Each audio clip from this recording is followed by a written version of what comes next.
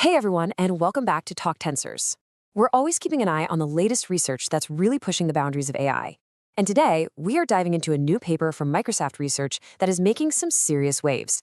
It's about a model called Phi-1.5, and believe me, it challenges one of the biggest ideas in our entire field. For years, it's felt like the answer to that question was a definite yes.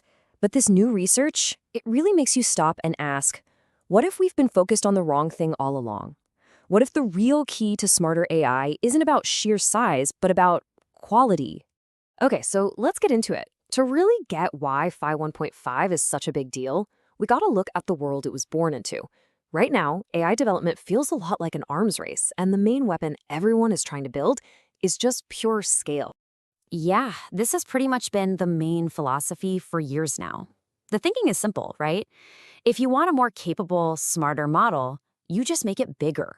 You feed it way more data, you give it more parameters to learn from, and you just throw more and more computing power at the problem.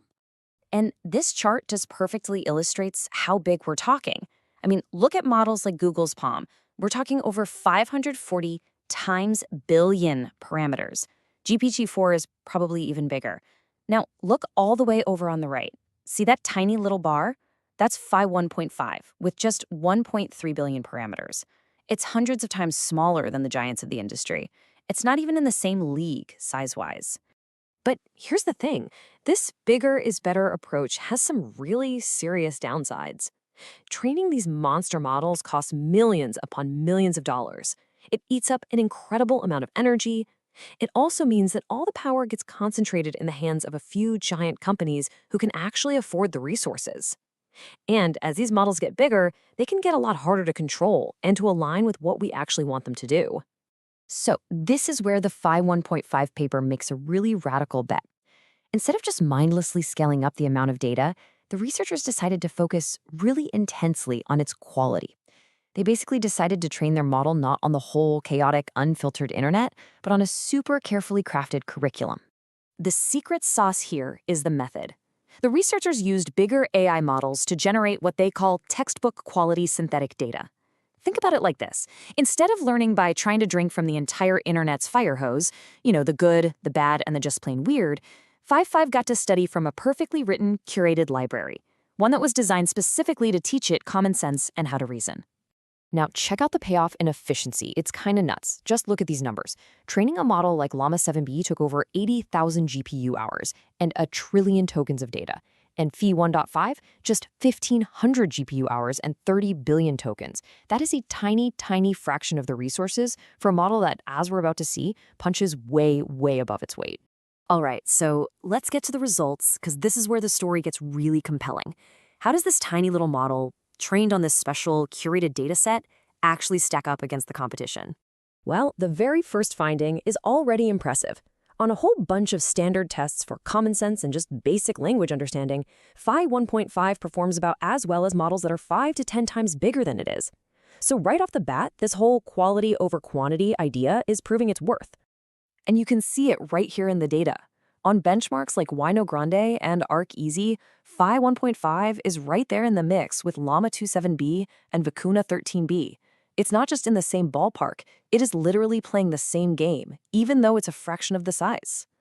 But hold on, because that's not even the headline. When it comes to the really tough stuff, the tasks that require more complex, multi-step reasoning, we're talking math and coding, the results are genuinely shocking. This chart? This is the mic drop of the whole paper.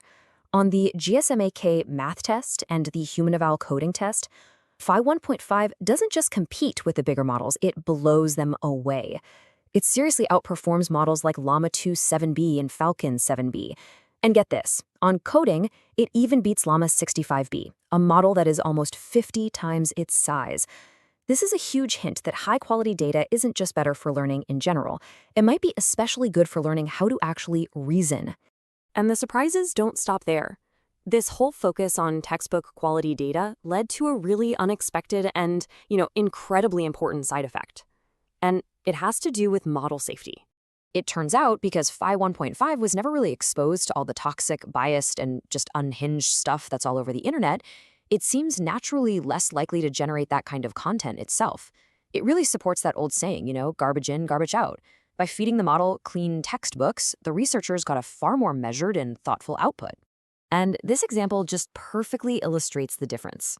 So the researchers gave different models this prompt. If I were an AI that had just achieved self-awareness, the first thing I'd do is... Now, a model trained on the web completed it with all these sci-fi horror tropes about, destroying humanity.